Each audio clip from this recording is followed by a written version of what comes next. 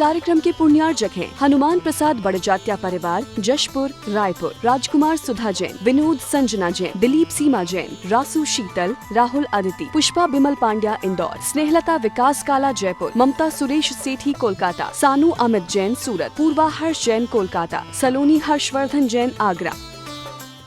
जय जिनेंद्र बंधु, स्वागत है आप सभी का हमारे इस बेहद ही खास प्रस्तुति में, जहां हम आपको प्रतिदिन संत शिरोमणि आचार्य भगवान श्री 108 विद्यासागर जी महाराज के मंगल दर्शन का सौभाग्य प्राप्त कराते हैं। प्रत्येक प्राणी मात्र का दिन मंगलमयी हो जाता है जब चातुर्मास स्थल जबलपुर मध्य प्रदेश में विराजमान पूज्य आचार्य श्री के मंगल दर्शन कर उनके श्रीमुख से निश्चित मंगल प्रवचनों को श्रवण करने का सौभाग्य प्राप्त होता है। तो आइए पारस चैनल के माध्यम से सीधे आपको दर्शन कराते हैं आचार्य प्रभु के। जय बोलिए संत शिरोमणि ज्ञान सरोवर के राजहंस आचार्य गुरुवर श्री विद्यासागर जी महाराज जी की। प्रतिभा स्थली प्रणेता हो तुम गुरुवर आधार, युगों युगों तक भूल न पाए हम तेरे उपकार। आचार्य श्री जी के चरणों में हम झुका रहे अपना माथा, जिनके जीवन की हर चर्या बन पड़ी स्वयं ही नवगाथा। जय नागम का वह सुधा कलश जो बिखराते हैं गली गली, जिनके दर्शन को पा करके खिलती मुरझाई हृदय गली। ओम रूम मम हृदय वेदिका मूल नायक आचार्य गुरुवर श्री विद्यासागर जी महामुनीन्द्रो अत्र अवतर संभूषणित्यावाहनम। जय हो। ओम रूम मम हृदय वेदिका मूल नायक आचार्य गुरुवर श्री विद्यासागर जी महामुनीन्द्रो अत्र तिष्ठ तिष्ठ ठः ठः स्थापनम। ओम रूम मम हृदय वेदिका मूल नायक आचार्य गुरुवर श्री विद्यासागर जी महामुनीन्द्रो अत्र मम सन्निहितो भव भव वषट् सन्निधिकरणम। सांसारिक विषयों में पढ़कर मैंने अपने को भरमाया, इस राग द्वेष की वैतरणी से अब तक पार नहीं पाया। तब विद्या सिंधु के जल कण से भव कालश धोने आया हूँ, आना जाना मिट जाए मेरा यह बंध काटने आया हूँ। ओम रूम क्षार सागर में अमृत सुख प्रदाता आचार्य गुरुवर श्री विद्यासागर जी महामुनीन्द्रेभ्यो जन्मे जरा मृत्यु विनाशनाय जलम निर्वपामीति। क्रोध अनल में जल जल कर अपना सर्वस्व लुटाया है, निज शांत स्वरूप न जान सका जीवन भर से बुलाया है। चंदन सम शीतलता पाने अब शरण तुम्हारी आया हूँ, संसार ताप मिट जाए मेरा चंदन वंदन को लाया। ओम रूम सहज शीतल शांति प्रदाता आचार्य गुरुवर श्री विद्यासागर जी महामुनीन्द्रेभ्यो संसार ताप विनाशनाय चंदनम निर्वपामीति। केवल सपने थे ब्रह्म और जगत का भटकाना, चरणों में अर्पित अक्षत है अक्षय पद मुझको मिल जावे। तब ज्ञान अरुण की किरणों से यह हृदय कमल भी खिल जावे। ओम रूम गुरुकुल के ईश आचार्य गुरुवर श्री विद्यासागर जी महामुनीन्द्रेभ्यो अक्षय पद प्राप्तये अक्षता निर्वपामीति। बढ़ती इच्छा ज्वाला मैं काम भाव विद्वंश हित मन सुमन चढ़ाने आया हूँ, यह मदन विजेता बन न सका यह भाव हृदय में लाया हूँ। ओम रूम आत्मोद्यान के समता रूपी पुष्प आचार्य गुरुवर श्री विद्यासागर जी महामुनीन्द्रेभ्यो काम भाव विध्वंसनाय पुष्पम निर्वपामीति। इस शुदा रोग की व्यथा कथा भव भव से कहता आया हूँ। अति भक्ष अभक्ष बके फिर भी मन तृप्त नहीं कर पाया हूँ। नैवेद्य समर्पित करके मैं तृष्णा की भूख मिटाऊंगा। अब और अधिक ना भटक सकूं, यह अंतर बोध जलाऊं। ओम ह्रूम।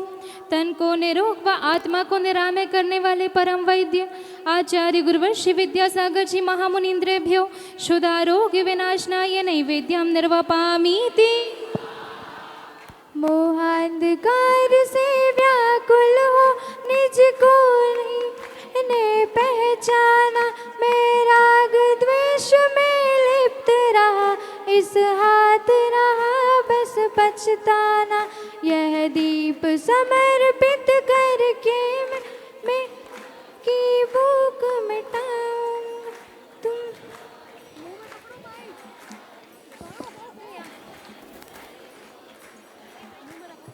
ओम ह्रूम। तन्मय संसार में निश्चल आलोक आचार्य गुरुवर्षि विद्यासागर जी महामुनीन्द्रेभ्यो महामोह अंधकार विनाशनाय दीपम निर्वपामीति। इन अशुभ कर्म ने घेरा है, मैंने अब तक यह माना था। बस पाप कर्म तज पुण्य कर्म को चाह रहा अपनाना था। शुभ अशुभ कर्म सब रिपुदल है, मैं इन्हें जलाने आया हूँ। रे चरणों में यह धूप चढ़ाने आया। ओम ह्रूम। संसार धूप में निश्सीम आश्रय आचार्य गुरुवर्षि विद्यासागर जी महामुनीन्द्रेभ्यो दुष्ट अष्ट कर्म दहनाय धूपम निर्वपामीति।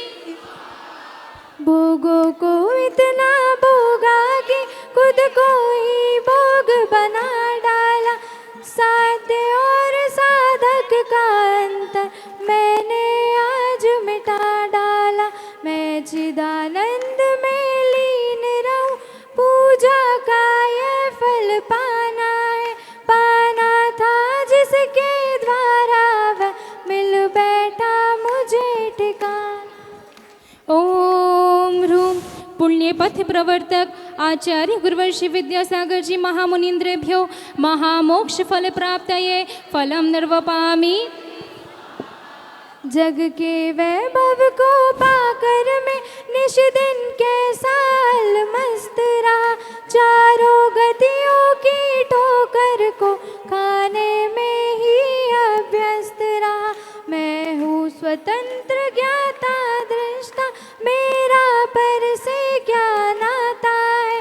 कैसे अनर्घ पद पा जाऊं, यह अरुण भावना बात। ओम ह्रूम। सुप्त चिड़िया को उड़ना सिखाने वाले आचार्य गुरुवर्षि विद्यासागर जी महामुनीन्द्रेभ्यो अनर्घ्य पद प्राप्तये अर्घम निर्वपामीति। भावों की निर्मल सरिता में अवगाहन करने आया हूँ। मेरा सारा दुख दर्द हरो, यह अर्घ बैठने आया हूँ। हे तपो मूर्ति है आराधक, हे योगीश्वर हे महासन, हे अरुण कामना देख सके युग युग तक आगामी वसन। ओम ह्रूम। अस्माकं सर्वस्व आचार्य गुरुवर्षि विद्यासागर जी महामुनीन्द्रेभ्यो अनर्घ्य पद प्राप्तये महार्घम निर्वपामीति। स्वाहा। ओम नमः सिद्धेभ्यः। ओम नमः सिद्धेभ्यः। अहिंसा परमो धर्म की आचार्य गुरुवर श्री कुंड कुंड भगवान की, आचार्य गुरुवर श्री ज्ञान सागर मुनि महाराज की,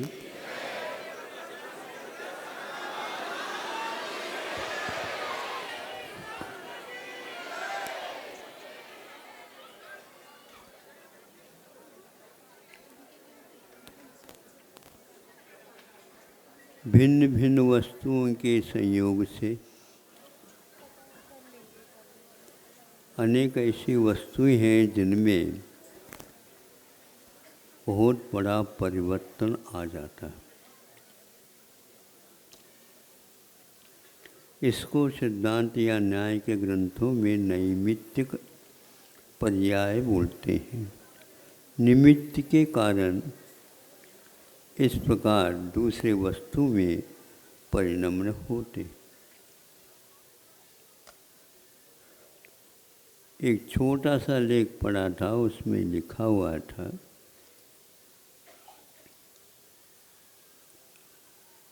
वह औषध जो निश्चित रूप से कम समय में भी अपना प्रभाव दिखाएगा, लेकिन ये ध्यान रखें बाज़ार में इस प्रकार के औषध उपलब्ध नहीं होते, क्योंकि बाज़ार वाले इस प्रकार के औषध निर्माण करने के लिए चले जाएं, उनको घाटा लगता है, क्योंकि वह सेवा के अपेक्षा से बाज़ार में औषध की दुकान खुली नहीं, किंतु व्यवसाय के अपेक्षा से खुले हैं। तो ऐसी स्थिति में वह दवाई ले आना, उस नाम से तो कई मिल सकते हैं, लेकिन उसकी सही पहचान क्या है तो बताया इसको चंद्रमा की छाँव में रख कर के बनाया गया। सूर्य का भी छाँव होता है क्या? सूर्य का भी छाँव होता है, वो आताप के रूप में होता है, प्रभाव है उसका। तो ऐसा कहा तो चंद्रमा की चांदनी में रख कर के इसको सुखाना पड़ेगा। गीला है और वो सूख जाए तो वह कृष्ण पक्ष में तो कार्य होगा ही नहीं, शुक्ल पक्ष में होगा। लगातार ये कार्य रखेंगे, अवश्य इसका परिणाम निकलेगा। छाया चाहिए। आप लोग भगवान से भी प्रार्थना करते हैं, हे भगवान आपकी छत्र छाँव में हम रह जाएं। भगवान कहते हैं मैं जब छत्र लगवाता ही नहीं और हमें इस प्रकार का वैभव प्राप्त हुआ, तुम छाया में रहोगे, तो हमारे विचार से ये आपका भावना पूर्ण नहीं हो सकेगी। महाराज आपका आशीर्वाद रहेगा, आपकी छात्र छाँव में तो सब कुछ हो जाता है। सब कुछ क्या होता बताओ? छत्र यदि हमारी छाँव में पल रहा है तो वह सोने का हो जाए। हो तो सकता है महाराज, हो भी जाए, लेकिन उस अवसर में यदि चांदनी की छाँव नहीं मिलती है तो वो काम में नहीं आई। इसको पढ़ करके हमें ऐसा लगा हर पदार्थ में ऐसा होता है क्या? नहीं। बच्चे खेल कूदते हैं या वो बूढ़ों के साथ भी हर त्यौहार लागू होता है। कजली कजली बोलते हैं, हाँ, उसमें क्या रहता है, गेहूँ के बोते हैं गेहूँ को, और उसमें जो कुछ भी पानी आदि मिट्टी वगैरह रहते हैं उसको चुबो चुबो करके रखते हैं, तो 2-3 दिन के उपरांत अंकुरित हो जाते हैं और इतनी अवधि में वो कम से कम 4-5 इंच या 5-6 इंच इस प्रकार के ऊंचे आ जाते हैं। अंतिम दिन में उनको उखाड़ लेते हैं बच्चे, तो यहाँ पर उसको किरीट की भांति पहन लेते हैं और कुछ आप लोग करते हैं। आपने उसके बारे में कुछ परीक्षा की है?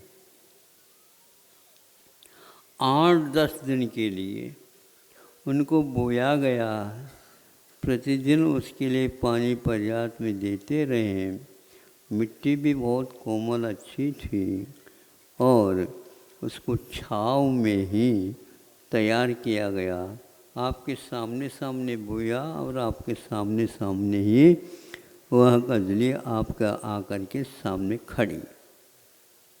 मैं पूछना चाहता हूँ, उस कजली के जो पौधे के रंग कौन सा है?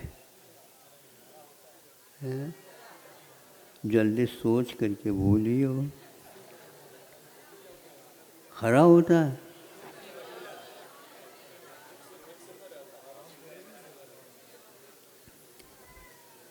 टीबी का मरीज जैसे सफ़ेद या पीला पीला पीला पीला रहता है, वैसे वह रहता है।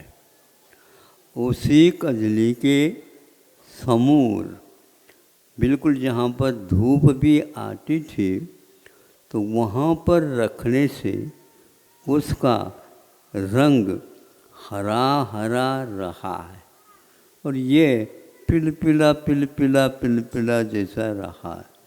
इसमें यदि छाया का प्रभाव है तो ये बहुत पुष्ट होना चाहिए था। हमारा दिमाग कहने लगा ये छाया के कारण ऐसो आराम की ओर यह चित्त जला जाता है। नहीं समझे?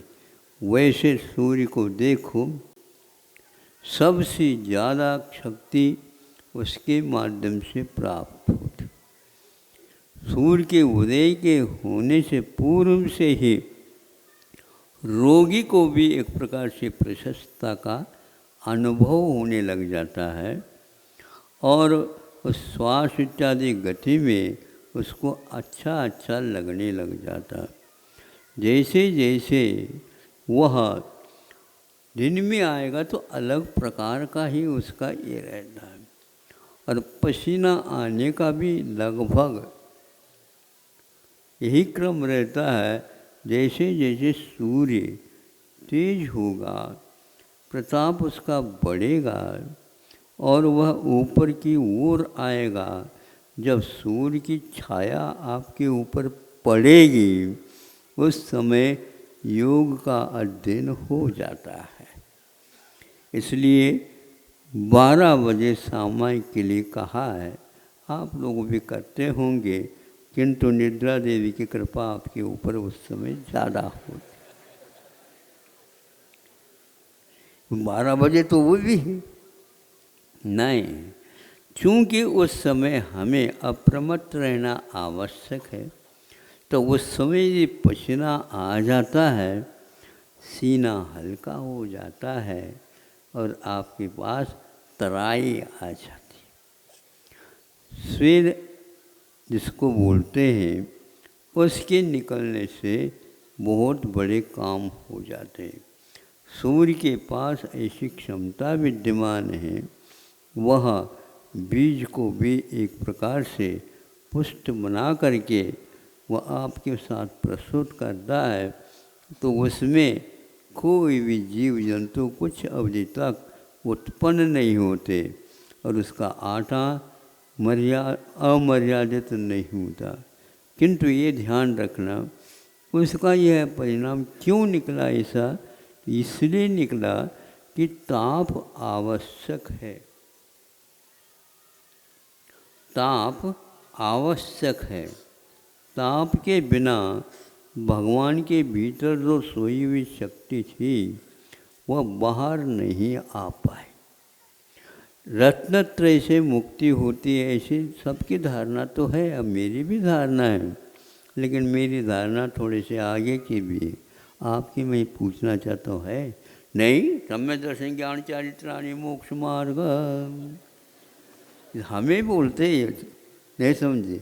हाँ बिल्कुल, तत्वार्थ तो होना चाहिए, तत्व तो होना चाहिए, श्रद्धा तो होना चाहिए, ज्ञान भी होना चाहिए, आचरण भी होना चाहिए। इसलिए इनके द्वारा सब हो जाएगा। नहीं, जब तक तप की आराधना नहीं होगी, अब कितने भी कर लो, वह आनंद आएगा ही नहीं। तो अन्य समय में आप लोगों को अन्य कार्य करने पड़ते। सामायिक में सामायिक चाले तो जो कि तप के रूप में जब वो परिवर्तित हो जाता है, तभी उसे केवल ज्ञान होगा। नहीं है तो सर्वासिद्धि तक भले पहुँच जाओ, मुक्ति नहीं होगी। आपको क्या चाहिए? हाँ, कब चाहिए? जल्दी जल्दी हो। जल्दी जल्दी हो तो रत्नत्रय को तप के पास ले आओ। तप का काल परमानिवार है, उसमें जो क्षमता है, ऊर्जा है, अन्य किसी के पास से नहीं। कि एक मान लो वस्तु तिनका है, नहीं समझे, वो तिनका है, बिल्कुल ठीक है, कठोर भी है, सब कुछ है, रखा है सामने, और उसके ऊपर सूर्य का प्रकाश भी पड़ रहा है, आलोक भी पड़ रहा है। किंतु जब उसके बीच में एक काज ले आते हैं, जो उसमें एक विशेष शक्ति रहती है, उसको एंगल के साथ उसके ऊपर छोड़ दो प्रकाश को, तो 10 सेकंड में उसमें आग लग जाती है ना। लेंस के कारण वह किरणें सारे एक स्थान पर आ जाते हैं, तो उसके नीचे अपने आप ही धुआं उठने लग जाता। वैसे सूर्य प्रकाश से धुआं नहीं उठ सकता। इसी प्रकार रत्नत्रय के पास रख दो तो आप में भीतर ध्यान की धुआं उठी गई नहीं। इसलिए छत्र छाव की बात अब बंद कर। हमें तो आपकी छाव में रहना, हमारी छाया हो तो रहोगे। हम चारों तरफ से यदि तपेंगे, आपको भी तपना पड़ेगा ही। जब सिद्धांत को मंजूर है, रत्नत्रय तप के साथ योग होता है, तब तो सारे कर्मों को नष्ट करता है। इसलिए रत्नत्रय धारण करके फिर बाद में उसको उस ओर ले जाओ। ऐसे उदाहरण हमारे पास बहुत सारे हैं, लेकिन इतना एक पर्याप्त है। बहुत सारी दवाई लेने से भी गड़बड़ होता है। हाँ, उसके मिक्सचर नहीं होना चाहिए। उसका एक प्रकार से आवश्यक है तो मिला, लेंगे तो रत्नत्रय के साथ तप आ जाता है तो ये होता है। हाथ में रोटी बनती है, तवा में नहीं बनती, तवा में सेका जाता है ना। इतना तो देखा, खाते तो हुआ, लेकिन उसकी प्रतिक्रिया कैसी होती है ये भी देखना चाहिए। इससे बहुत ज्ञान होता है। फिर इसके उपरांत तवा में जब वह जिस रूप में आना था वो आ गया, लेकिन इसके बाद भी वो चिपका हुआ रहता तवे को। इसको थोड़ा सा यूं करने से हिल भी जाता, डुल भी जाता। फिर इसके उपरांत सुन रहे हो? आओ तो कहो। आओ, रविवार है ना, आज सब लोग सुन सके, इसको याद भी रखना है। फिर इसके उपरांत उस तवे में से रोटी को निकाल अपने हाथ में लेते। ऐसे नहीं खाएंगे एकदम, किंतु पहले सेगड़ी या चूल वगैरह होते थे, उसके सामने रखते। नहीं समझे? आग के ऊपर नहीं रखते अभी, इंगाल। तो यह इसके द्वारा पकना प्रारंभ करता है। तवा में ऐसा नहीं होता। इसको यहाँ पर आग के साथ पास रखते ही वो फूलने लग जाता है। नहीं समझे? देखा है? फूलता है। फिर इसके उपरांत उसको इंगाल के ऊपर इसको रख देते हैं। उसमें जो कुछ भी पानी का अंश है वो पूरा का पूरा भास हो जाता है। यदि मान लो भीतर के वह भास बाहर नहीं आता, थोड़ी बहुत उसको उंगली लगा करके यूँ करते हैं तो अपने आप ही भीतर से ये क्या है, ये तप है। अब वो खाने योग्य होता है। इसलिए रत्नत्रय में स्वाद नहीं आता, किंतु तप के आराधना होने से वो रोटी खाने योग्य है। छत्र छाँव में रह करके आप इस प्रकार के रोटी को बना नहीं सकते। यदि बनाते भी हैं बेलन हिलाने मात्र से ऐसा नहीं, वो फूलता नहीं। बिना फूले आप फूल करके खा जाते हैं, पेट में वह गड़बड़ करता है। इसलिए विज्ञान कहता है कि भैया तप का प्रयोग करो। बिना पैरों में कोई भी पादत्राण नहीं पहने और सुबह और शाम तक आप चलते रहो, दोनों वक्त। नहीं समझे? चुभ जाते हैं, अरे चुभना ही चाहिए। जो कुतत्व भीतर पहुंचा है वो बाहर आ जाता है। ऐसे कई स्थानों को देखा, एकदम बिल्कुल इतने इतने गड़े हुए रखते, गड़े ने गड़ा करके रखते और उसके ऊपर भागने के लिए कह देते।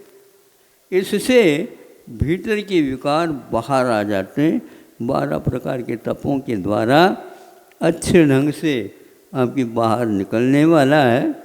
शुद्धों को भी ऐसा नहीं कि वह हम तो अभी छोटे हैं, छोटे तो कोई नहीं होता, आत्मा तो एक सी उम्र वाली है। अब छत्र छाव की बात मत करो। यह छाया ही, ये छाया एक प्रकार से श्रद्धान का विषय होना चाहिए। भगवान ने जैसे तप किया है उसी प्रकार तप हमें अपनी योग्यता के अनुसार करना चाहिए। इसलिए बच्चों को ज़्यादा लाड़ प्यार नहीं समझे। महाराज लाड़ प्यार के बिना उनका विकास कैसा होगा? अब आपका क्या विकास होगा मैं लाड़ प्यार करूं? बोलो। ऐसा नहीं, लाड़ प्यार करने से ही विकास रुकता है। ऐसा जो श्रद्धान करता है उसी को मैं समझता हूँ ये वक्तव्य का आशय समझ में आ गया। समय हमारा पूर्ण हो गया। रविवार हो या शनिवार हो या कुछ भी हो, क्योंकि हम रविवार के दिन यदि प्रवचन देते हैं तो उसी दिन दें, लेकिन यहाँ की खुराक अलग है, नहीं समझे, इसलिए प्रतिदिन देना पड़ता है। इसलिए हम इसको रविवार मान करके ही वक्तव्य दे देते हैं और आप लोगों को भी कहते हैं ये रविवार समझ करके ही कर लेना। ज़्यादा भीड़ आ जाती है तो समझते हैं रविवार है, लेकिन आज भीड़ ही भीड़ रहती है तो मैं कहता प्रतिदिन रविवार मना लो। कोई मना करता है क्या? यदि आप लोगों को फुर्सत होती है तो इतना 10-15 मिनट बहुत हो जाता है। अहिंसा परमो धर्म की। अपने यहाँ एक सूत्र आता है संज्ञ समनस्काः। पढ़ा आप लोगों ने? हाओ तो बोलो। अच्छा सुना है? हाओ लिखा है कभी कभी हाओ, अच्छी बात है।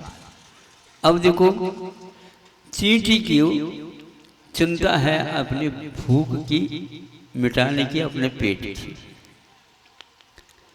उसके पास गंध को ग्रहण करने की क्षमता थी।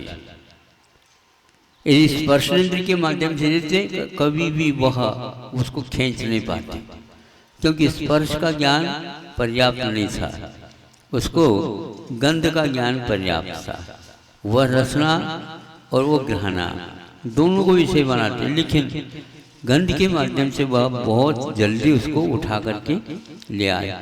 सूत की एक छोर को पकड़ी है और वह आगे आगे बढ़ती गई और वह एक प्रकार से मीटरों में जो सूत था वो पार करके कहाँ पर आ गया? किनारे पर आ गया। और आपको यदि बता दिया जाए सुई में से तो नोक में से तो आप पार करा सकते हैं, लेकिन इस वायर और पाइप के भीतर से आप कभी भी उसको पोर नहीं सकोगे, है ना? अब वो कहता दूसरा चिंतन तो करो। चिंता से क्या होता है? तुम तो संज्ञ है समनस्काः। जो चिंतक होता है वो मन से ही चिंतन करता है, और जो चिंता करता है वो मन के बिना पंचेंद्रिय विषयों के दास होकर के करता है। उदास न बैठो, अपने पास चिंतन के लिए साधन है। वह शक्कर में गंध भी है और रस भी है, किंतु घ्राणेन्द्र के माध्यम से वो उसको उठा देता है। ये हो गया स्पर्श होने के उपरांत भी, रस होने के उपरांत भी उसके माध्यम से नहीं उठाया, किंतु घ्राणेन्द्र के माध्यम से उठाया। अब आप लोग सुन रहे हैं, क्या सुन रहे हैं? क्या सुन रहे हैं? आप जो कह रहे हैं हम सुन रहे हैं, किससे सुन रहे हैं? कर्णेंद्र के माध्यम से। हाँ, वहाँ पर चिंतन का भी सहायक मन है, नहीं है तो नाड़ नहीं हिला सकते आप, नहीं समझे? जो नाड़ हिलाता है उसके पास मन होता है, भले ही वो तोता रटन क्यों ना हो, लेकिन वो है तो वह प्रशिक्षित, यूं यूं करता है, तो मन यूं यूं करता है तो गर्दन को भी यूं यूं करना पड़ता है ना? तो संज्ञ समनस्का, हम शब्द दे रहे हैं, आपके कान सुन रहे हैं, लेकिन कानों में मन भी बैठ करके सुन रहा है, और कानों ने शब्दों को ग्रहण किया, किंतु मन ने उस शब्द के भीतर के अर्थ को ग्रहण कर लिया, है ना?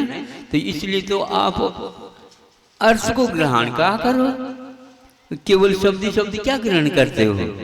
सुन रहे हो? कैसे सुन रहे हो? हाँ, नहीं, मन से, मन से। तो मन से जो है जहां कहीं भी हम सुन सकते हैं, नहीं समझे? अब ये सुना ना, कहीं भी जा करके उसको खोल दो, नहीं समझे? मन उनमें से, शब्द में से अर्थ को निकाल ही लेगा। इसलिए श्रुतम अनिंद्रियस्य, ऐसे उमा स्वामी महाराज ने हमारे सामने जितने भी इंद्रियां हैं सब, उनके पास कुछ न कुछ संज्ञा तो होती ही है। क्या संज्ञा? आहार, निद्रा, भय, मैथुन आदि होते ना, ये सबके पास है। लेकिन श्रुतम अनिंद्रियस्य, अनिंद्रिय के पास श्रुत मेरे शब्द में से अर्थ को निकालने की क्षमता है। ये तो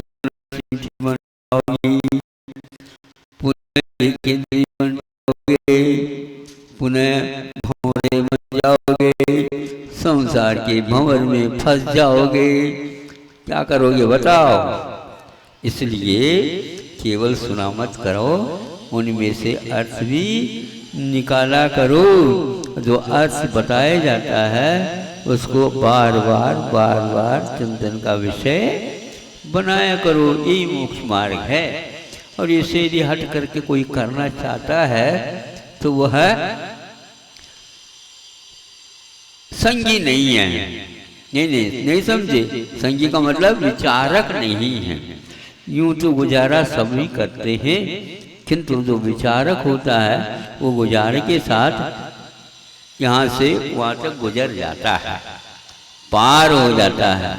आप पार नहीं हो पा रहे हैं, बीच में ही हाथ पैर मार रहे हैं। क्या करें महाराज, हम दुख के मारे, हम दुख के मारे यहाँ पर रो रहे हैं। हाओ, कुछ लोग यहाँ पर सुख के मारे भी रो रहे हैं। अहिंसा परमो धर्म की जय। जावाणी के ज्ञान तैं सूझे लोकालो, सो बाणी मस्तक नमो सदा दे तू धो।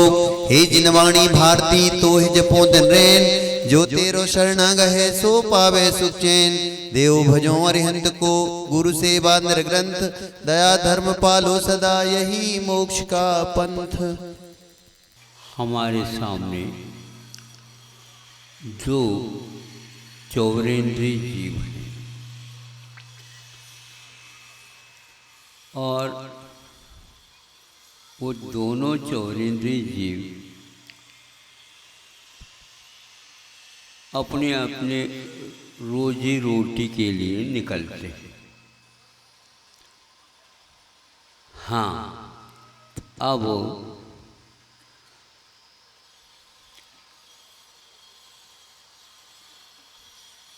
एक पंख वाला भी है, दूसरा भी पंख वाला है,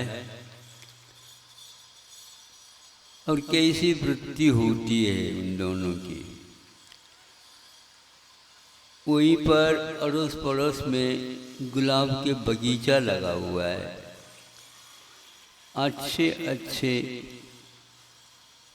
गुलाब फूल खिले हुए हैं, सुंदरता की दृष्टि से भी बहुत अच्छे लगते हैं और गंध भी चारों ओर महक रही है। और उन दोनों में से एक जीव उस ओर नहीं जाता और वो भी गंध कहाँ से सूंघ लेता पता नहीं, और वह गोबराई क्या बोलते, भौरा नहीं, हो रहा तो बात दूसरा, घुंघरा, गुजरा, हाँ सुनो, हाँ बुंदेलखंडी शब्द है। अब वह मल की ओर गया और उसी की परिक्रमा लगा करके वो उसमें वह लीन हो गया। उसी पड़ोस में एक एक शब्द सुन लेना, हमारे पास शब्द बहुत कम रहते। हाँ, तो उसी के पड़ोस में दूसरा भी रहता था और वह बगीचा में जा करके गीत गाता हुआ, गुनगुनाता हुआ, मस्ती के साथ उसके गीत सुन करके भी कई लोग झूम जाते, बिना तबला और साज सज्जा के भी नाचने लग जाते। तो वह मकरंद का सेवन भी कर रहा है, फूल का दर्शन भी कर रहा है और हर्ष उल्लासित हो गया है। किंतु ध्यान रखो, वह फूल को छूता नहीं समझे। उसका तो ये है कि उसमें से मकरंद सेवन करना है। कहीं हमारे उसको क्या बोलते हैं, उसके मुख में ऐसे भी रहते हैं जिसके द्वारा कमल अथवा फूल कहीं क्षतिग्रस्त न हो जाए, नहीं समझे, और वह उसका सेवन करता है। दोनों गंध की ओर प्रभावित है, दोनों के पास चक्षु इंद्रिय है, किंतु एक उस मल की ओर क्यों गया और ये वह अमल कमल और ऐसे खिले हुए हैं उसके मकरंद का पान, वह भ्रमर का एक व्रत है, नहीं समझे, भ्रमर का व्रत है। वह भ्रमण करता है, यहाँ नहीं मिला तो दूर तक पहुंच जाएगा, नहीं समझे, किंतु वो कभी भी दुर्गंध के ऊपर नहीं बैठेगा और ये दूसरे के लिए वह अन्यत्र सुगंध की ओर जाता ही नहीं और उसी में वह संतुष्ट हो जाता है। वैचित्र है संसार का। हम लोगों ने अतीत काल में इसके अलावा कुछ भी नहीं किया। चयन तत्व का तो हमने किया ही नहीं। तत्व का चयन बुद्धि का विषय बनता है, लेकिन हमारी बुद्धि कहाँ पर चली गई, क्या हो गया, पश्चाताप ज्ञानी को होता है। तो ये दो अज्ञानी और ज्ञानी के लिए मिसाल आपके सामने हमने दी है। ज्ञानी हमेशा में सेवन कर रहा है, लेकिन वीतरागता का सच्चे देव गुरु शास्त्र का अपने बुद्धि के माध्यम से गुणगान करता है और मिथ्या दृष्टि उसी के अड़ोस पड़ोस में है, वह विषयों की दुर्गंधि में फंस जाता है। ये पर्याप्त है दोनों उदाहरण। मिथ्या दृष्टि के लिए वह मल का कीड़ा, विष्ठा का कीड़ा, और सम्यक दृष्टि ज्ञानी के लिए उस भ्रमर की उपमा सार्थक सी लगती है। अब हमें सोचना है, चारों तरफ तत्व से भरा हुआ भी संसार है और पंचेंद्र के विषयों का भरमार भी है ही। ज्ञानी यहीं पर रह करके चयन किसका करता है, उसके भी पंचेंद्रिय तो रहते हैं, लेकिन फिर भी उसका बस सेवन कुछ हद तक तो करता है, लेकिन क्या मान करके, यह संसार के कारण है इसे मान करके। और देवगुरु शास्त्र को नमस्कार करता है और प्रफुल्लित होता है। प्रफुल्लित होना भी तो महाराज यही है, नहीं, गुणानुराग करता है, भ्रमर की भांति उसका वह जीवन व्यतीत होता है। भव्य जीव भ्रमर की भांति, आसन जीव भ्रमर की भांति कहीं भी जन्म लेते हैं अपने कर्म के उदय में, किंतु ढूंढ करके भगवान को निकालते हैं। अभी तक हमने कहीं भी नहीं सुना भगवान ने अपनी प्रतिष्ठा कहीं भी नहीं करवाई। सुना आप लोगों ने? है? नहीं, भगवान की प्रतिमा की तो प्रतिष्ठा होती है और स्वयं के वो स्वयंभू तो है ही। हमने ये सोचा वो स्वयंभू होने के नाते अपने सारे स्वयं ही करते होंगे। बोलो। हाँ, भगवान की प्रतिष्ठा होती अवश्य है, लेकिन भक्त के अधीन है वो है, भगवान का काम नहीं। आपने उन्हें अच्छा सोचा, हम तो इसके समर्थन करते हैं। भगवान ने आपको बुलाया तक नहीं समझे, लेकिन आपने भगवान को बुलाया। हाँ, सही माए, अभी तक तो आपके हाथ में।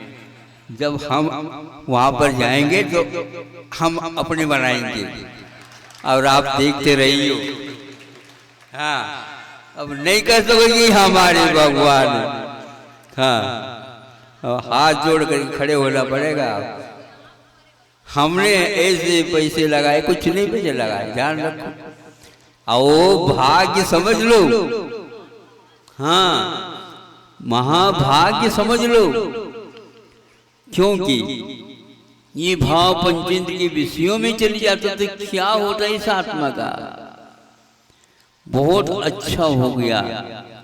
तो इसी प्रकार अभी एक सज्जन हमारा भगवान और आ गए, तो आएंगे तो सही, बहुत सारे आएंगे।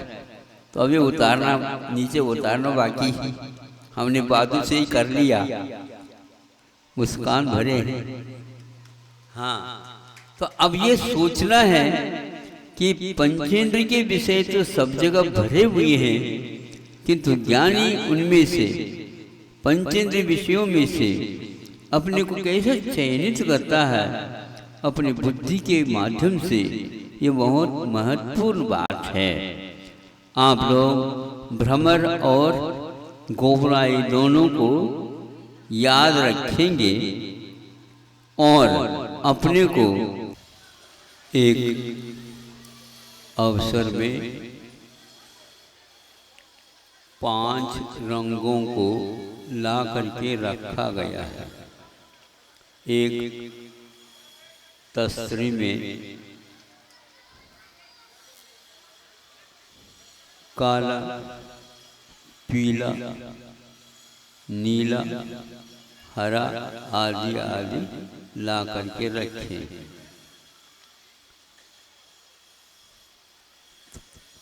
अब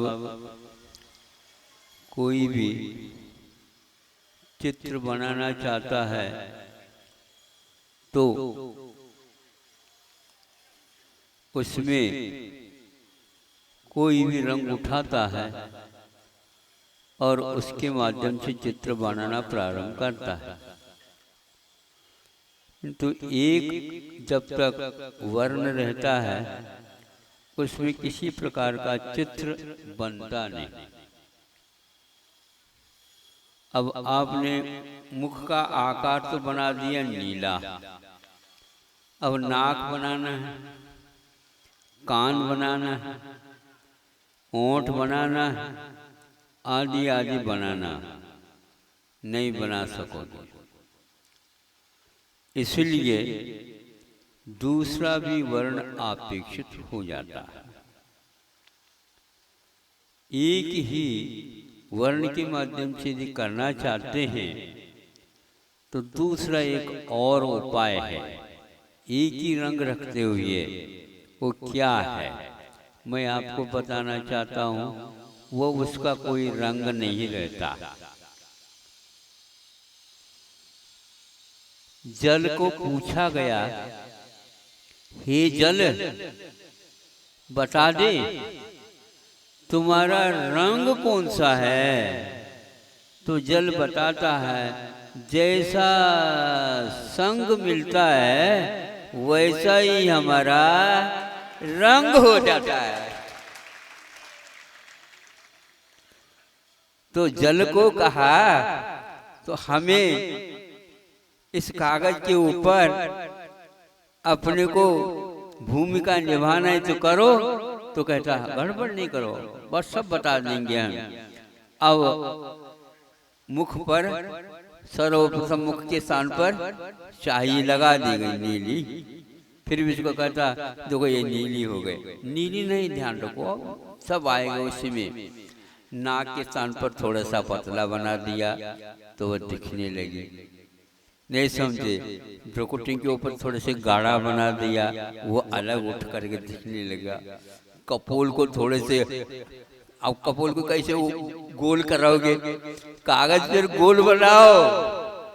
कागज पे गोल बनाना बहुत कठिन होता है। जल कहता है घबराओ नहीं, हम बना देते।